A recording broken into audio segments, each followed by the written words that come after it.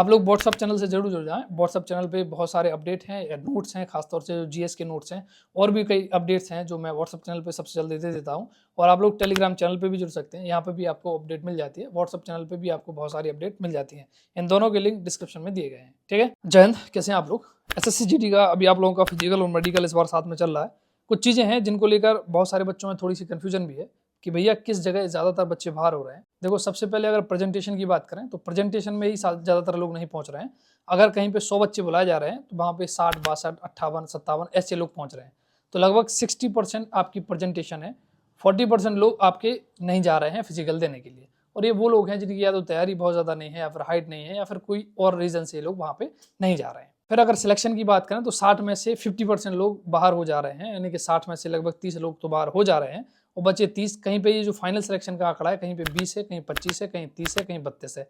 इससे ज़्यादा आपका फाइनल सिलेक्शन का जो आंकड़ा है वो नहीं है। तो ज़्यादातर बच्चे कहाँ पे बाहर हो रहे हैं? जो मेजर हो रहे हैं वो आपका डॉक्यूमेंट में हो रहे हैं, रनिंग में हो रहे हैं, और आपके मेडिकल में।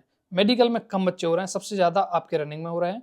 उसके पहले डॉक्यूमेंट में भी लोग छट रहे हैं। अब डॉक्यूमेंट में किन किन चीज़ों में लोग छट रहे हैं? डॉक्यूमेंट में जैसे किसी ने अपना फॉर्म भरते टाइम डिस्ट्रिक्ट गलत भर दिया, किसी ने अपने पेरेंट्स का नाम गलत भर दिया। तो ये जो छोटी छोटी गलतियां हैं, इनमें बहुत सारे लोग छट रहे हैं। अगर आपके पास भी कोई ऐसी गलती है तो आप देखो, एक बार जाके देख लो, हो सकता है आपके सेंटर पे वो एक्सेप्ट कर लें।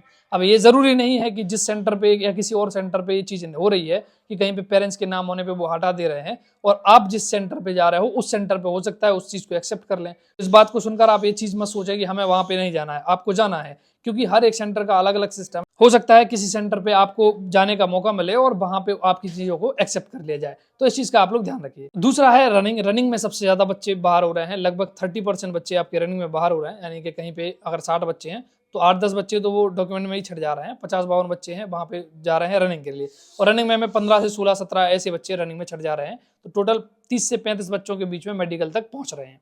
तो रनिंग में जो मैक्सिमम, जो सबसे ज्यादा जो आपका परसेंटेज है वो रनिंग का है। अब रनिंग आप देखो, कितनी देखने वाली बात है कि मैं कब से चल रहा हूँ रनिंग रनिंग रनिंग के लिए, कब से इस चीज के लिए बोल रहा हूँ। आप लोग इतने परेशान थे, आंसर की नहीं आ रही है, आपका रिजल्ट नहीं आ रहा है। आंसर की भी आ गई, रिजल्ट भी आ गया, आपका मेडिकल भी हो रहा है, फिजिकल भी हो रहा है, लेकिन जो मेन चीज होनी थी फिजिकल, वो आपसे निकाला नहीं जा रहा है। 50 में से 15 बच्चे बाहर हो रहे हैं, लगभग 30% बच्चे बाहर हो रहे हैं। ये कोई अच्छी बात है? कितने ही आप लोगों के लिए चिल्लाते रहो, कितने ही बोलते रहो, लेकिन कभी कान पे जू ही नहीं रखना है। ऐसे बात नहीं है कि आपको कोई मोटिवेशन की कमी रही, गाइडेंस की कमी रही, किसी भी चीज की कमी नहीं रही। कमी रही केवल आप में। आप अब कुछ बच्चे थोड़ा यूपी पुलिस में लग गए तो उन्हें भी रनिंग तैयार नहीं कर पाई। ये भी आपके रीजन रहे, इसमें कोई दो राय नहीं है। लेकिन रनिंग आप ही को करनी थी, मुझे तो करनी नहीं थी। और रनिंग हमेशा अपनी पक्की रखो। आप फोर्स की तैयारी कर रहे हैं, आप चाहे पुलिस की, एसएससी जीडी की, या आर्मी की, किसी भी चीज की तैयारी कर रहे हैं, तो कम से कम रनिंग आपको हमेशा तैयार रखनी चाहिए। आपको अगर 15, 20, 25 दिन का समय मिल जाए तो इतने समय में आप अपनी 5 किलोमीटर की रनिंग कंप्लीट कर लो। ये तो आपके अंदर चीज होनी चाहिए।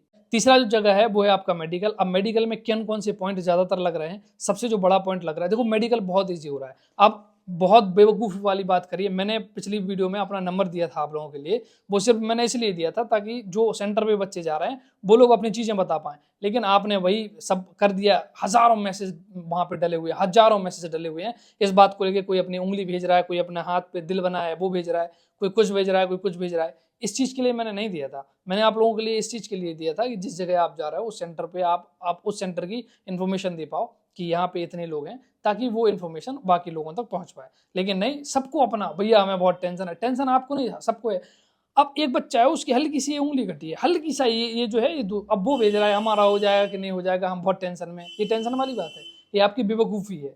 इससे बड़ी बेवकूफ़ी कुछ हो ही नहीं सकती। इन छोटी छोटी चीज़ों को लेकर आप परेशान हो। अरे इनमें कोई बाहर नहीं होता है, आप इकलौते इंसान नहीं हो, इनमें कोई बाहर नहीं होता है। कहीं किसी को हल्का सा उन्होंने अपना पहले कुछ नाम लिखवाया था, उसको लेसिक करा लिया, अब वो कह रहा है कि हम बाहर हो जाएंगे कि नहीं हो जाए। अरे नहीं हो गए यार आप बाहर।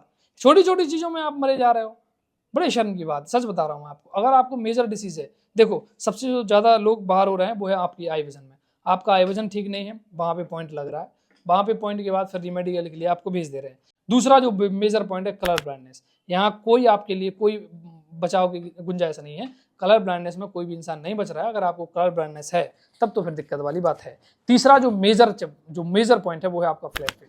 फ्लैट फिट में भी कोई रियायत नहीं बरती जाती है। फ्लैट फिट में सीधा आपको डिस्क्वालीफाई कर दिया जाता है। चौथा जो सबसे बड़ा है वो है आपका, कोई अगर आपको बड़ी चोट लगी है, जैसे किसी का ऑपरेशन हुआ है, बड़ा ऑपरेशन हुआ है, कोई उसको मेजर इंजरी हो गई थी उसका ऑपरेशन हुआ है, किसी की हड्डियां टूट गई थी उसका बड़ा ऑपरेशन हुआ है। देखो एक होता है कि बचपन में हल्की सी चटक गई, कोई बात नहीं, बाद में जुड़ गई, उससे नहीं आपको दिक्कत होती है। अब ऐसे ऐसे बच्चे मैसेज पूछते हैं, भैया हमारी जो उंगली थी वो हल्की सी बचपन में टूट गई थी, हल्की सी वो टेढ़ी है, क्या वहाँ हो जाएगा कि नहीं हो जाएगा? और हल्की सी टेढ़ी है कौन देख रहा है भाई, ऐसे आप दिखाओगे कोई दिक्कत वाली बात नहीं, हल्की सी टेढ़ी है चल जाएगी आपकी। मेन जो उंगली होती है ये थोड़ी सी सीधी होनी चाहिए, बाकी इनमें थोड़ा बहुत है तो चल जाता है।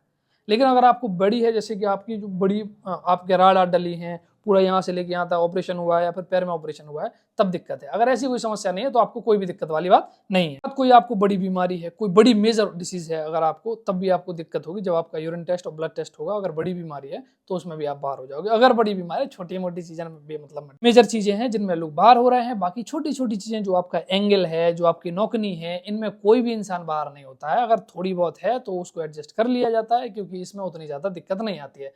और जो आप नौकनी समझते हो वो नौकनी नहीं होती है। पैरों का सटना नौकनी नहीं है, मैं फिर हजारों बार बोल चुका हूं, पैरों का सटना नौकनी नहीं होता है। आपके पैर जब सटे हों तो जब नीचे है वहां 5 सेंटीमीटर का गैप रख के फिर उसके बाद जोड़ के देखो, अगर तब सट रहे हैं तब वो नौकनी कहलाती है। मैंने 1000 बार इस चीज को बोला है, वो नौकनी नहीं है। बाकी प्राइवेट पार्ट में अगर आपको पाइल्स है तो रीमेडिकल मिल जाएगा, पाइल्स नहीं है आप ऑपरेशन करा के जा रहे हैं तो कोई दिक्कत वाली बात वहां पे आपको नहीं आएगी।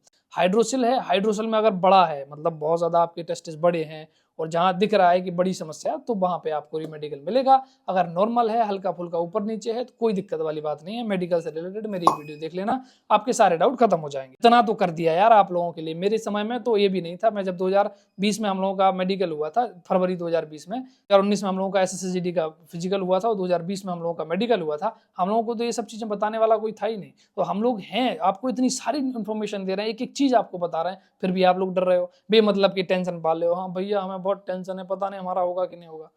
आप इकलौते नहीं हो, सबको ऐसी टेंशन होती है, बट जो आपको दिक्कत है ही नहीं उसकी आप टेंशन पाल के रखोगे तो उसका कोई मतलब है? बताइए आप। भाई सॉल्यूशन दो ही है, या तो डॉक्टर एक्सेप्ट कर लेगा या फिर भाई रिजेक्ट कर देगा। रिजेक्ट कर देगा, हम चुपचाप चले आएंगे। जो SSCGD में फेल हो जाते हैं वो पुलिस में आराम से नौकरी पा लेते हैं। मैं सच बता रहा हूँ आपको, जो GD में फेल हो जाते हैं, जो GD के मेडिकल में फेल हो जाते हैं, वो उनका पुलिस के मेडिकल में आराम से मेडिकल हो जाता है। आराम से मतलब आराम से मेडिकल हो जाता है। समझ रहे ना आप मेरी बात को? तो इन सब चीजों को छोड़ें, फालतू के भ्रम अपने अंदर मत पाले रहें, फालतू का टेंशन अपने दिमाग में मत पाले रहें। जाएं, हल्की बहुत टेंशन सबको होती है, आप इकलौते इंसान नहीं हो, हम लोगों को भी होती थी। जब वहां पे वो लोग रिजल्ट बोलते हैं तो हनुमान चालीसा का पाठ शुरू हो जाता है। तो रिक्वेस्ट केवल ये है, जो छोटी छोटी चीजें हैं, किसी को हल्का सा निशान है, किसी ने अपना नाम लिखवा रखा है, किसी को हल्का सा जली का निशान है, इन सब चीजों में कोई बाहर नहीं होता है, किसी को कोई बाहर नहीं करता है। मेजर डिसीज हैं, आपको हाइड्रोसिल है, वेरिकोस वेन्स में बहुत ज्यादा गांठें हैं, पूरे शरीर में गांठें हैं, गांठें हो जाती हैं, या फिर आपके पैर टूटे हैं, या फिर आपको आंखों से दिखता नहीं है, कलर ब्लाइंडनेस है, फ्लैट फिट है, तभी आप बाहर होगे। अगर ये सब चीजें नहीं है, नॉर्मल है, तो कोई दिक्कत वाली बात नहीं। वहां पे हमारा BP मापा जाता है तो वो ऑटोमेटिकली हाई हो जाता है, बाद में उसको आराम से करके वो लोग उसको कंट्रोल कर लेते हैं। आप लोग बढ़िया तरीके से जाएं, बढ़िया तरीके से फिजिकल दें, बढ़िया तरीके से फिर उसका वेट करें। बहुत ज्यादा आप लोगों की कट ऑफ भी नहीं पड़ेगी, इस बार सिलेक्शन बढ़िया तरीके से होगा। ठीक है, तो मिलते हैं अगली वीडियो के साथ। जय।